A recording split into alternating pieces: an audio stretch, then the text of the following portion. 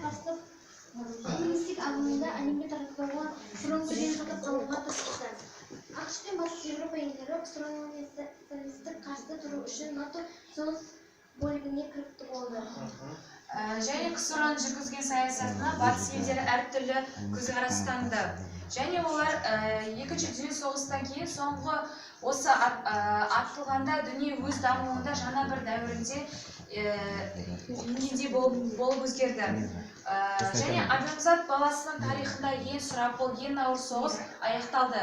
Осы сондықтан кейін жаңа соғыс туралы ойлаудың өзі қылмыс болып есептелінді. Ол 1991 жылы КСРО-ның таратылуымен қырғыз қабақ соғыс аяқталды. 1991 жылы. Бұл қырғыз қабақ соғысы 1945-1991 жылы аралығында болды. Үлкен үштіктің үшінші кездесуінде Берлин конференциясын айтуға болады.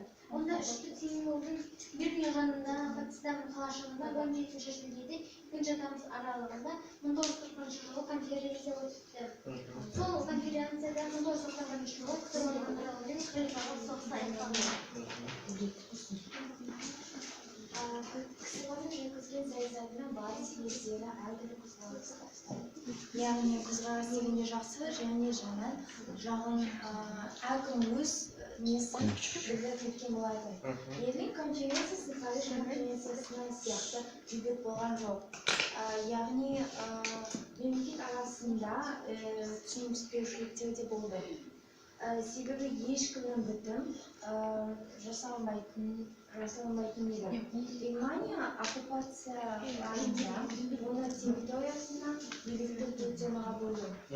Олар Ұлыбритания, КСРО, Франция, ақш жүргізді.